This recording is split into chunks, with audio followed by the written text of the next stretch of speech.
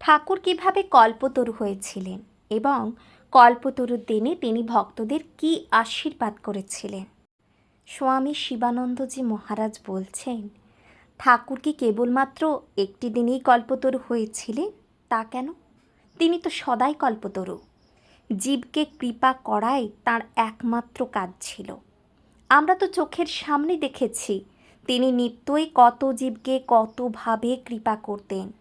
হ্যাঁ, কাশীপুরের বাগানে এই দিনে মানে 1 জানুয়ারি তিনি একসঙ্গে অনেক ভক্তকে কৃপা করেছিলেন। সেই হিসাবে এই দিনের একটা বিশেষত্ব আছে।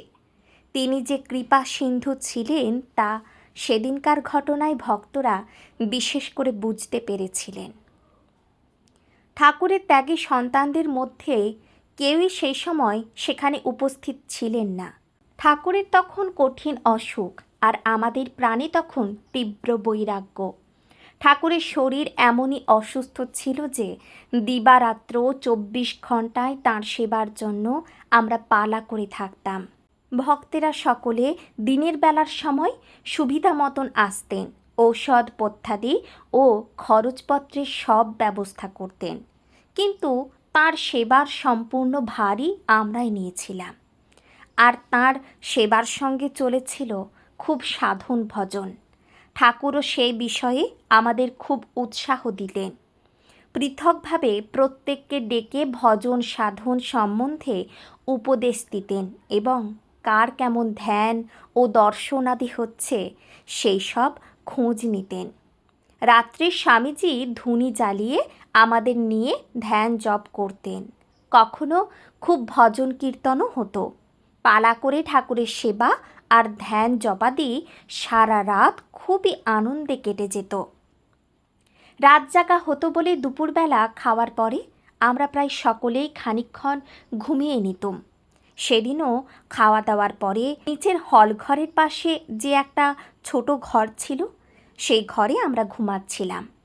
সেই দিনে বিকালবেলা ঠাকুর একটু বাগানে বেড়াবার জন্য প্রথম নিচে নামেন। ছুটির দিন বলে অনেক ভক্তই সেই সময় বাগানে উপস্থিত ছিলেন।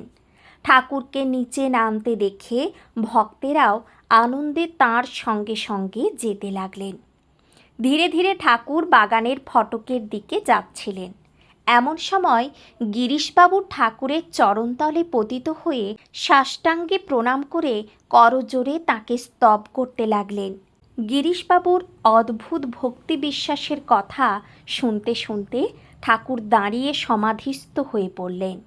ভক্তেরা তখন ঠাকুরের ওই দিব্য ভাবাবেশ দেখে আনন্দে জয় রাম ও কৃষ্ণ, জয় রাম ও কৃষ্ণ বলে উচ্চধ্বনি করে ঠাকুরকে বারংবার প্রণাম করতে লাগলেন।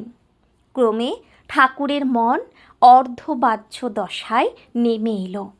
তখন তিনি কৃপা দৃষ্টিতে ভক্তদের দিকে তাকিয়ে বললেন, কি আর বলবো, তোমাদের সকলের চৈতন্য হোক।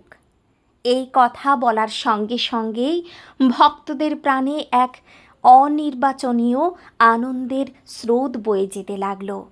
তারা খুব জয় রাম ও কৃষ্ণ, জয় রাম ও কৃষ্ণ ধ্বনি করতে লাগলেন আর ঠাকুরকে প্রণাম করতে লাগলেন। তিনিও ওই অবস্থায় একে একে প্রায় সকলকেই চৈতন্য হোক বলে স্পর্শ করে সকলের চৈতন্য করে দিলেন।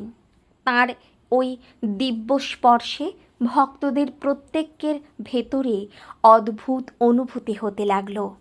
তখন কেউ বা ধ্যানস্থ হয়ে পড়লেন, কেউ আনন্দের নৃত্য করতে লাগলেন, কেউ কাঁদতে লাগলেন, আবার কেউ বা উন্মত্তের ন্যায় জয়ধ্বনি করতে লাগলেন। সে এক অভাবনীয় ব্যাপার, আর ঠাকুর দাঁড়িয়ে আনন্দে সেসব দেখছিলেন। ওই গোলমালে আমাদের ঘুম ভেঙে গেল। আমরা ছুটে এসে দেখি যে ভক্তেরা সকলে ঠাকুরকে ঘিরে উন্মত্তের ন্যায় ব্যবহার করছেন, আর তিনি মধুর হাসি মুখে সস্নেহে ভক্তদের দিকে তাকিয়ে আছেন। আমরা যখন পৌঁছেছি তখন ঠাকুরের মন সহজাবস্থায় ফিরে এসেছে, কিন্তু ভক্তেরা তখনও সেই আনন্দের নেশায় মশগুল। পরে ভক্তদের জিজ্ঞাসা করে সব ব্যাপার জানা গেল। সকলেই বলেছিলেন যে ঠাকুরের স্পর্শে তাঁদের অপূর্ব আধ্যাত্মিক অনুভূতি হয়েছিল এবং সেই ভাবের প্রভাব দীর্ঘকাল স্থায়ী হয়েছিল। তাঁর স্পর্শে হবে না তো কি, তিনি যে স্বয়ং ভগবান। সেদিনও কিন্তু ঠাকুর দু একজনকে স্পর্শ করেননি, বলেছিলেন এখন নয়, পরে হবে। তাতেই বেশ বোঝা যায় যে সময় না হলে কিছুই হয় না, সময়ের জন্য অপেক্ষা করতে হয়।